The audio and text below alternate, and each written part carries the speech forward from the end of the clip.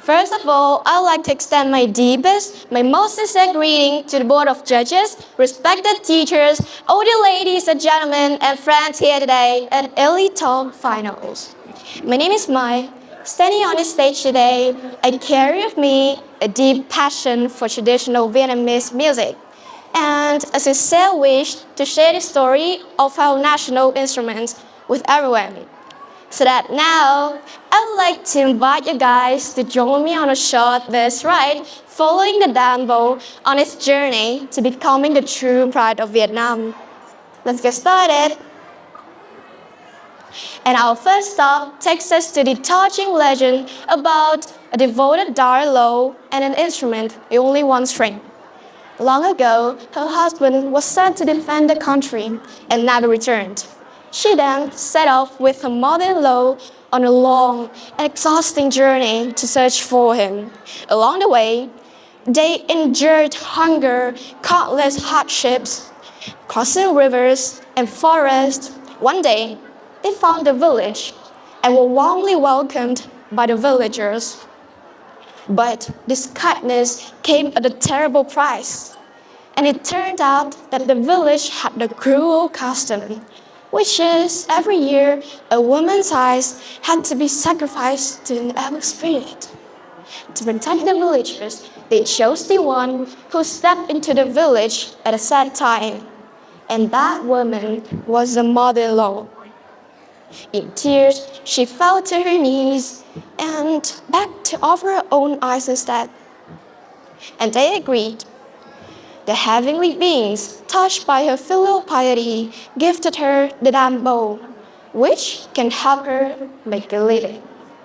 You know, in reality, the image of blind performers carrying the Danbo through the markets or ferry landings became familiar. They sang some, a traditional folk music, and often accompanied by Danbo. However, some and Danbo were not accepted in the royal court music.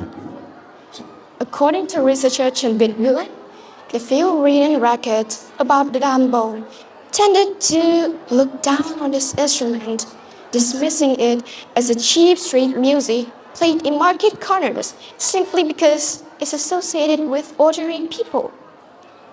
But you know, what is admirable is that instead of begging, this singer chose to keep bringing their talent to the people, and they gradually helped the Danbo to find its rightful place today.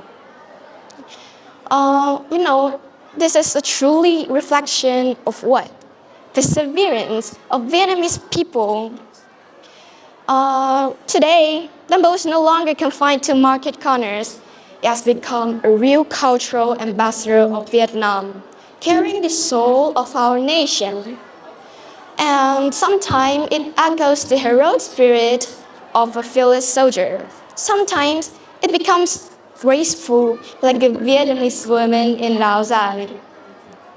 Like Vietnam, through this single instrument, bring its whole image to the world. Like at an important diplomatic event, after listening to a Danbo performance, the US President George Bush was so impressed that he immediately wanted to try playing it himself. And he was later gifted a Danbo and even expressed his wish to seriously learn this instrument.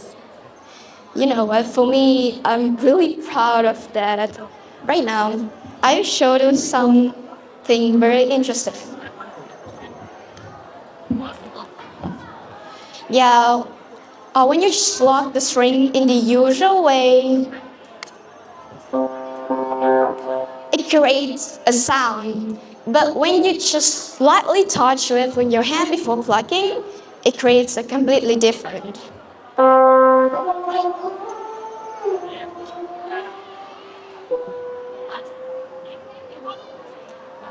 It is the signature of this instrument.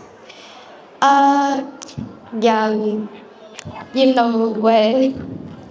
Uh, for me, Danbo is my world. Danbo has helped me to become a true son of mine.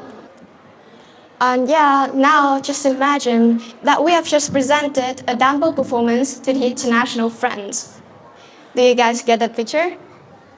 Yeah, so after the performance, yeah, they can already like see our beauties, it's our beauty.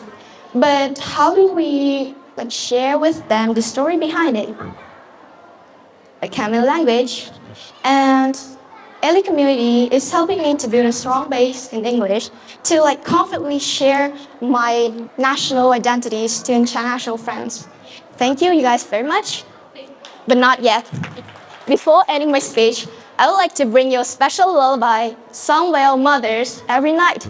The melody that has nurtured gently all of us here, I believe. It goes like, I.